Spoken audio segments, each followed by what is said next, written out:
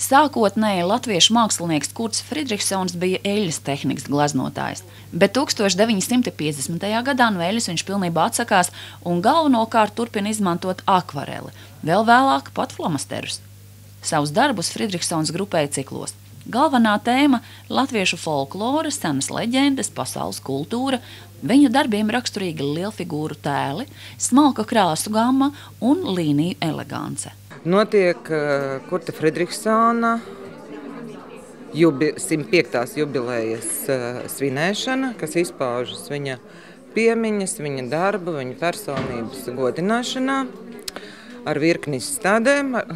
Šī ir pirmā, kas ievada visu to sēriju, pasākumu sēriju. Šīs dzimšanas dienas pasākumu cikla idejas autori ir rakstniece Gunde Grepše, kas ir ne tikai kultūras vēstures speciālists, bet arī Kurta Fridriksona krustmeita.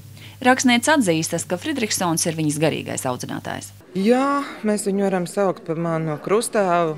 Tas ir tādā ģimeniskā līmenī, vai tas nozīmē Fridriksona sieva bija manas mātes māsa. Bet tas īstenībā šie raduraksti nav tie būtiskākie. Tas būtiskākais ir, ka viņš ir garīgais tēvs bijis manā biogrāfijā, bet arī tas nav būtiskākais. Būtiskākais tas, ka viņš ir ļoti īpaša personība, ar ko latviešu kultūra nemaz nav tik bagāta, ar tik citādajiem, ne tādiem ierasti konservatīvajiem vai tādiem tradicionālo visu vērtību nesējiem. Viņš vienmēr ir bijis outsiders, citādāks, atšķīries, un man liekas, ka šī nianses latviešu kultūrā netiek pietiekami akcentēta un ka ir jāļauj tādiem īpatņiem vairāk uzmirdzēt, un tas ir daudz interesantāk un publikai iedvesmojošāk, ka mēs katrs drīkstam būt brīvs un tāds, kādi mēs esam. Jau no 1. septembra Kurta Fridriksona oriģināla darbi apskatāmi daudz viet Ventspilī.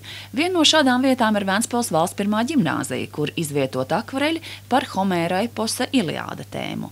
Šī darba ekspozīcija nodēvēta kā alfa bez omegas. Kurts Fridriksons bēgļu gaitās 44. 45. gadā, tanī mācību gadā viņš bija skolas skolotājs, jo viņš bēgot no kara atradās šeit Ventspilī, un līdz ar to viņš kaut kādu veidu iztiku nopelnīja šajā skolā. Viņš bija zīmēšanas skolotājs. Mēs varam tikai minēt, vai viņš bija labs vai slikts, bet es domāju, ka viņš bija ļoti interesants, jo, zinot viņa darbus, mēs varam tālāk tā izsecināt. Viņš ir ļoti īsu laiku pavadījis mūsu skolā, bet, zinot to, cik viņš ir interesanta personība, es tiešām priecājos, ka viņš ir ar mūsu skolu viņam ir saistība kaut kāda. Savukārt 5. septembrī Ventspils galvenajā bibliotēkā atklāta izstāde ar nosaukumu Kurzemes bēgļi. Daļa šo mākslas darbu bijuši visai sliktā stāvoklī, tāpēc liels paldies jāsaka restaurātoriem Zanai Stikānei un Ingai Rozenfeldei, kas restaurācijas darbu veic ar Latvijas Kultūra Kapitāla fonda atbalstu. Kurzemes katra laikā, Kurzemes bēgļu laikā, tātad viņš bija šeit, viņš klejoja pa Kurzemi, kopā meklēdams tur jau iepriekš esošo sievu ar 5-gadīgo meitiņu no pirmās laulības. Tas ir labs iemesls tam, lai viņi parādītu tieši konkrēti Ventspilī. Bibliotēkā ieraudzīsim latviešu rakstnieku portretus, kurus Fridriksons radījis 40. un 70. gados pagājušajā gadsimtā.